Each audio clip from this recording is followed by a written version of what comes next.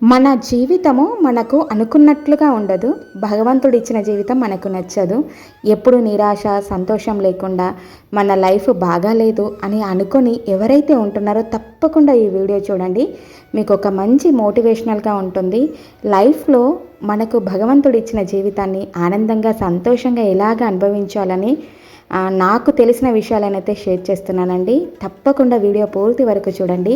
మీ లైఫ్లో మీకు అనుకున్నట్టుగా లైఫ్ లేకపోతే మాత్రం ఈ వీడియో చూస్తే తప్పకుండా మీరు అనుకున్న లైఫ్ని అయితే లీడ్ చేయగలుగుతారని మనస్ఫూర్తిగా కోరుకుంటున్నాను. వీడియోని పూర్తి వరకు చూడండి.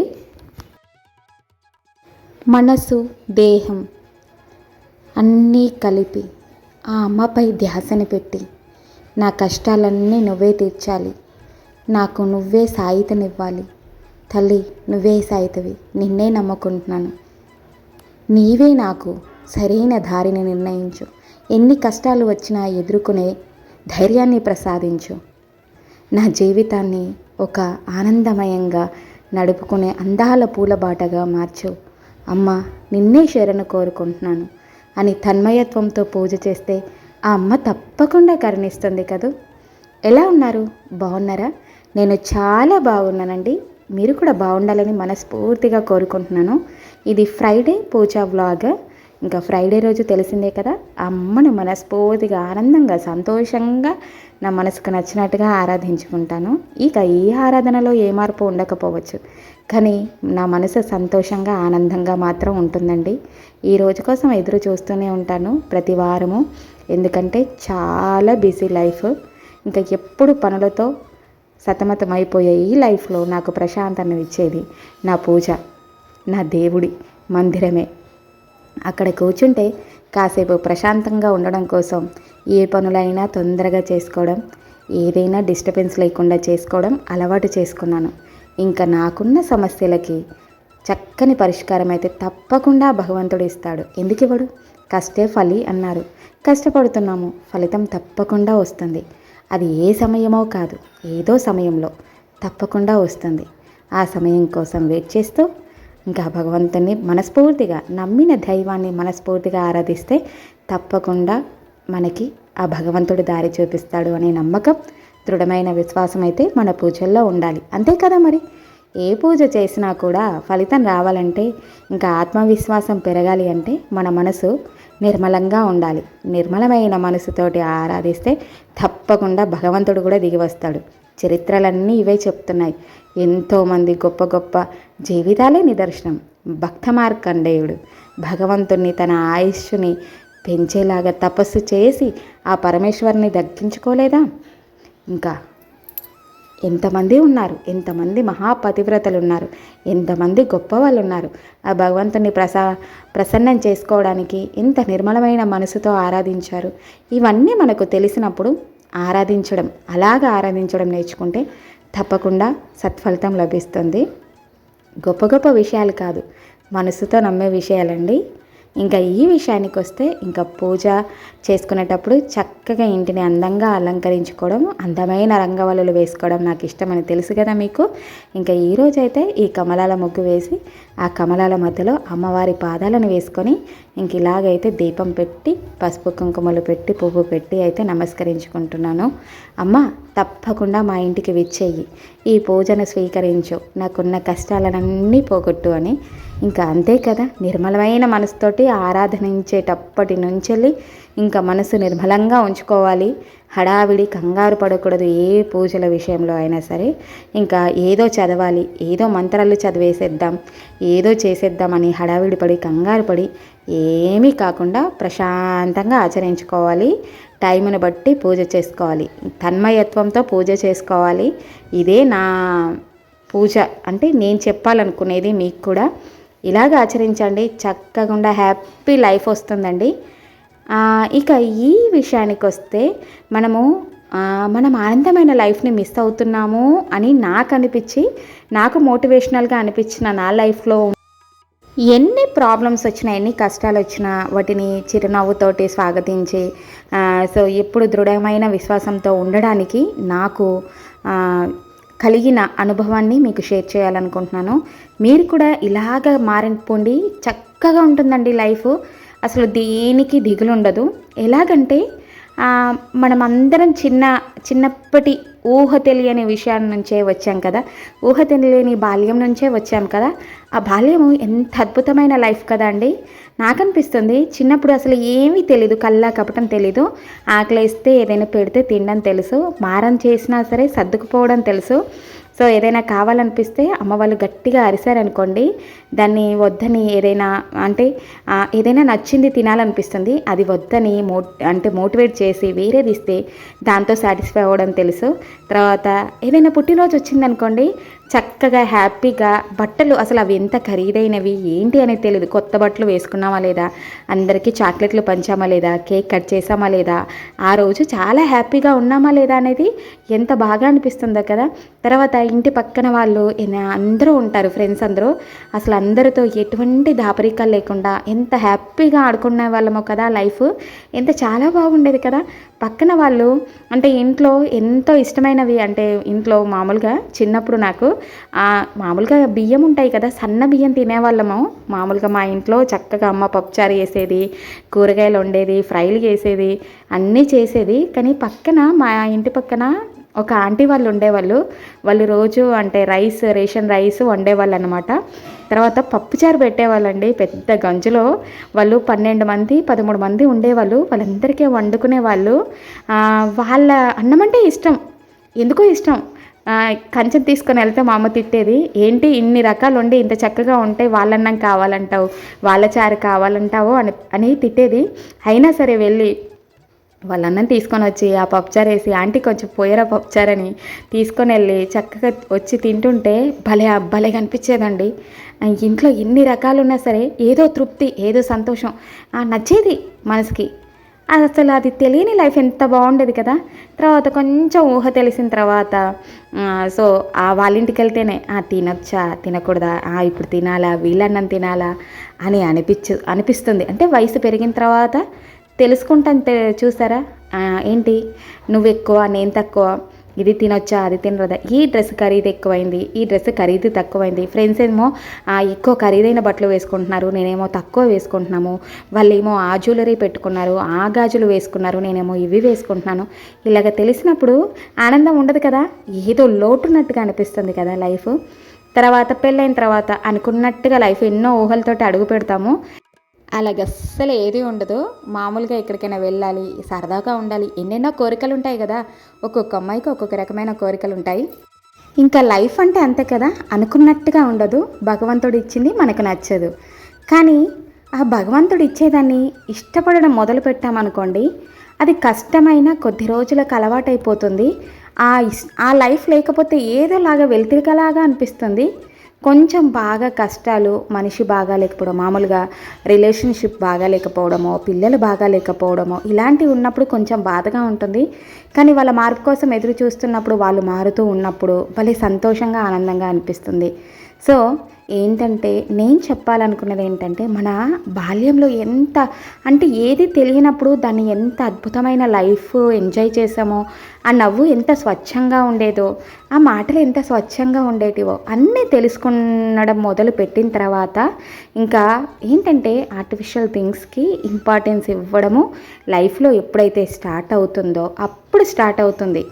ఏంటంటే మనసుకు ఏది నచ్చుతుంది, ఏది నచ్చదు అనేది అప్పుడు మనము రియలైజ్ చేసుకోవాలి. ఖరీదైన బట్టలను వేసుకుంటేనే లైఫా అనుకున్నప్పుడు అది అనిపిస్తుంది. ఆ ఖరీదైనది కొనుక్కోకపోతే మనసుకు అసలు ఏదోలాగా ఉంటుంది. అదే మనసుకు నచ్చింది ఖరీదైనది కాకుండా ఉన్నప్పుడు ఎంత బాగా ఉంటుందో ఒక్కసారి ఆలోచించుకోండి. వెనక్కి తిరిగి చూస్తే చాలా బాగుంటుంది.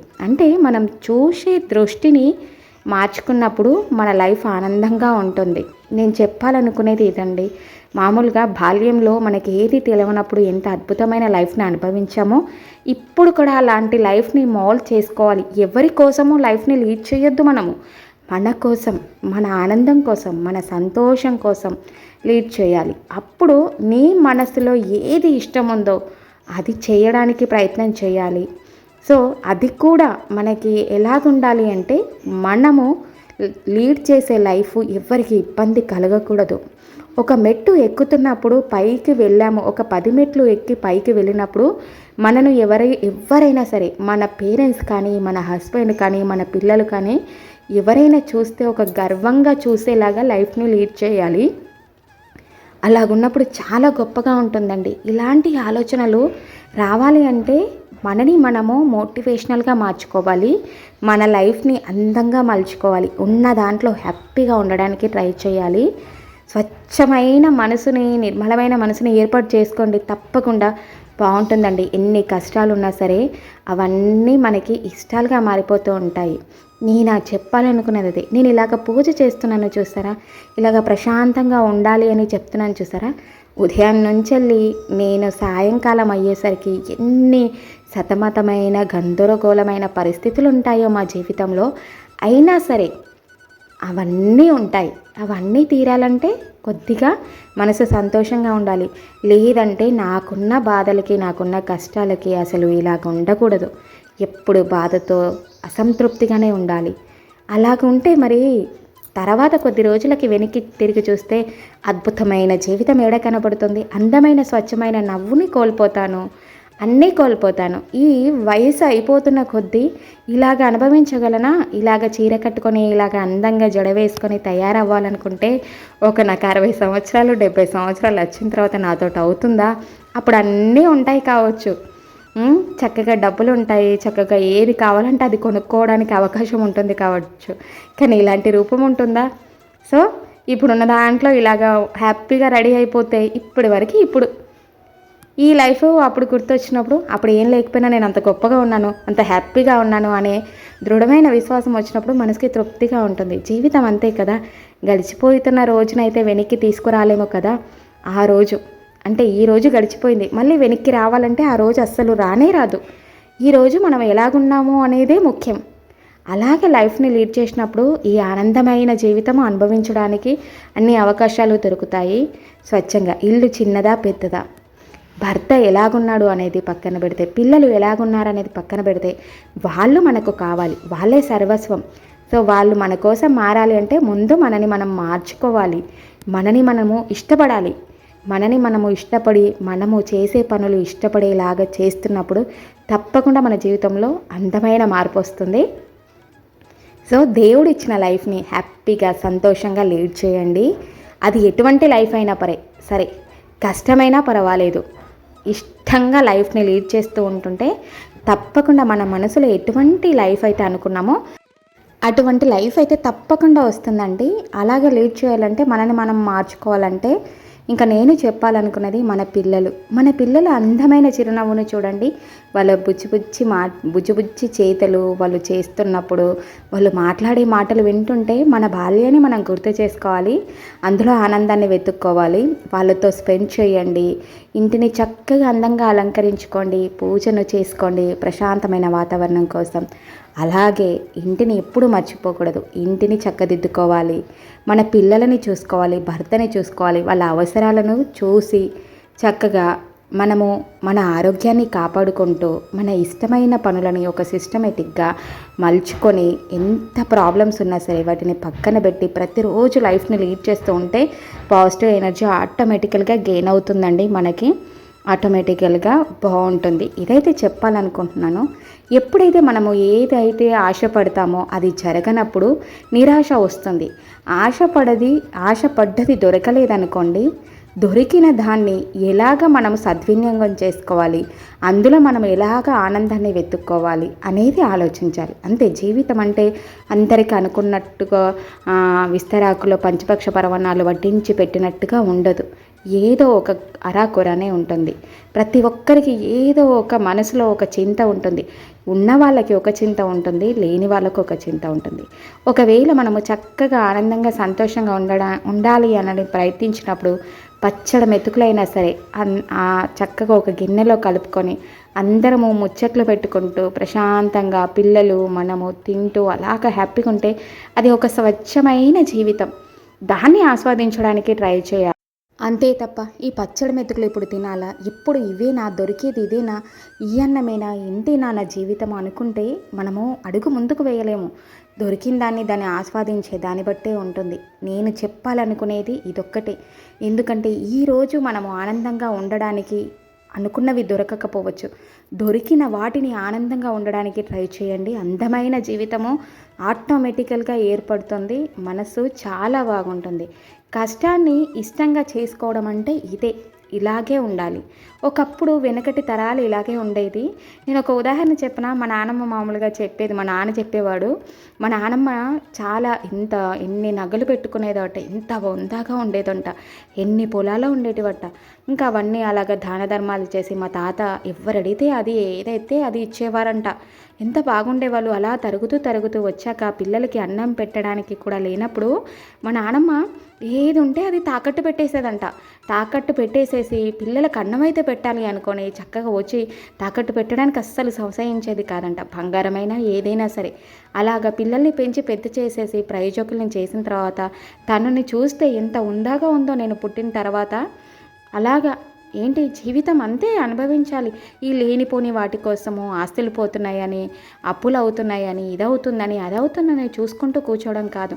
ఇప్పుడు నేనున్న పరిస్థితులలో నా పిల్లలకి నేను భోజనం పెట్టాలి, నా పిల్లల ఆకలిని తీర్చాలని అనుకున్నది. తనకు విలువైనది ఏంటిదో ఆలోచించగలిగింది కాబట్టి పిల్లల్ని పెంచి పెద్ద చేసింది, బాధ్యతలు తీసుకున్నది, పెళ్ళిళ్ళు చేసింది, మనవళ్ళని చూసింది, మనవరాలని చూసుకుంది, ఆనందమైన జీవితాన్ని అనుభవించింది. అలాగ జీవితాన్ని ఒకప్పుడు ఇలాగే అనుభవించేవాళ్ళు. కలిమిలేములని అనేటివి కాదు, మనసుతో బతికేవాళ్ళు, స్వచ్ఛంగా ఉండేవాళ్ళు. ఇలాంటి లైఫ్ని మనము ఈ ఆధునిక యుగంలో అంటే ఈ ఆర్టిఫిషియల్ థింగ్స్కి ఇంపార్టెన్స్ ఇచ్చి ఇవన్నీ మనం నష్టపోతున్నాము. అలా కాదు, అందమైన జీవితానికి దారిని వెతకండి. నేను చెప్పిన దారి అయితే బాగుంటుందని నేను అనుకుంటున్నాను. మీకు ఎలా అనిపించిందో తప్పకుండా కామెంట్ బాక్స్లో అయితే తెలియచేయండి. ఇంక ఈరోజు అయితే ఇలాగ అమ్మవారిని చక్కగా సేవించుకొని అష్టోత్తర నామాలు చక్కగా మంగళారతి పాడతో అయితే చక్కగా పూజ చేసుకున్నానండి. నా మనసు చాలా హ్యాపీగా అనిపించింది. మీకు ఈ వీడియో ఎలాగ అనిపించిందో తప్పకుండా కామెంట్ బాక్స్లో షేర్ చేయండి. అందమైన జీవితాన్ని మనలాంటి వాళ్ళం అనుభవించాలి అని ఒక మోటివేషనల్గా ఉండడం కోసం అయితే ఈ వీడియోస్ చేస్తున్నానండి. తప్పకుండా మీకు నచ్చుతుంది అనుకుంటున్నాను. మీరు లైఫ్లో ఏదైనా కోల్పోయాము అనుకుంటే దృఢమైన విశ్వాసంతో కోల్పోయింది ఒక చిన్న గోరంత, నేను సాధించాలనుకునేది కొండంత ఉంది అనే ఆశను దృఢమైన సంకల్పంతో చేసుకొని ముందడుగు వేయండి. ఒక్కరోజు ఆలోచించండి, మీ లైఫ్ ఎలాగుంటే బాగుంటుంది, ఇప్పుడు ఆనందంగా ఉండాలంటే ఏం చేస్తే బాగుంటుందో ఆలోచించండి. అలాంటి ప్రయత్నంతో ఒక అడుగు వేయండి. కొద్ది రోజులకి బాగా అనిపిస్తుంది అని అనుకుంటున్నాను. ఇంకా ఇదైతే చెప్పాలనుకుంటున్నానండి నేను. ఎందుకంటే జీవితం అంతేనండి, అనుకున్నట్టుగా ఉండదు. కోట్లు ఉన్నవాడు కూడా కష్టాలు పడుతూనే ఉంటాడు. వాడి కష్టాలు వాడికి, ఎంత చెట్టుకు అంత గాలి అంటారు కదా, వాడి కష్టాలు వాడు పడుతూనే ఉంటారు. మీరికి మాత్రం చక్కగా హుందాగా తిరుగుతూ ఉంటాడు. వాడు తింటున్నాడా లేదా, వాడికి ఇష్టమైంది ఉంటే తినగలుగుతున్నాడా లేదో తెలీదు. నిద్రపోడు, నిద్ర ఉండదు, ప్రశాంతమైన నిద్ర ఉండదు, మనశ్శాంతి ఉండదు. ఆ డబ్బు ఇది ఇలాగా అది అలాగా, ఆ శరీరము ఆ మనసు తృప్తే ఉండదు. ఎప్పుడు బాదరగా పరుగులతోటే ఉంటారు. అలాంటి జీవితం అయితే మనకి అద్దు అనుకున్నప్పుడు స్వచ్ఛమైన జీవితం కోసం వెనుకలాడండి. అందంగా బ్రతకండి, ఆనందంగా సంతోషంగా ఉండాలి. ఈ ముగ్గులాగా మీకు ఎలాగనిపిస్తుందంటే ఈ ముగ్గును చూస్తే నాకైతే చాలా ఆనందంగా అనిపించింది. పూజ అంతా అయిపోయిన తర్వాత అలా వాకిట్లో కాసేపు కూర్చుంటానండి. నా మనసు చాలా ప్రశాంతంగా అనిపిస్తుంది. ఇంకా అందమైన జీవితం కోసం నేను ఇలాగా నా మనసుని, నా ఏకాగ్రతని, నా లైఫ్ని మార్చుకుంటున్నాను. మీరు కూడా మార్చుకోవడానికి ట్రై చేయండి. మీకు అనుకున్న ఆనందమైన జీవితం అయితే దొరుకుతుందని కోరుకుంటున్నాను. ఇంకా ఈవినింగ్ పూజ చేసుకుంటాను కదా, ఇంకా నైట్ 12 గంటల వరకు ఈ దీపాలు వెలిగేలాగా చూసుకుంటాను. నాకు అది చాలా బాగా అనిపిస్తుంది. అంతకు మించి ఇంకా శక్తికి మించి నేను ఏది చెయ్యను, ఇష్టంతో చేస్తాను. ఇంకా ఈ వీడియోలో అయితే నేను ఈ విషయాలు చెప్పాలనుకున్నానండి. మీకు ఈ విషయాలు ఎలా కనిపించినాయో తప్పకుండా కామెంట్ బాక్స్లో షేర్ చేయండి. మరొక మంచి వీడియోతో మంచి మాటలతో మళ్ళీ కలుసుకుందాము. నేను మీ అర్నా సంతోష్. అందరికీ ఆ అమ్మవారి కృపా కటాక్షాలు ఉండాలని మనస్ఫూర్తిగా కోరుకుంటూ సెలవు తీసుకుంటున్నాను. Thank you for watching. Bye bye.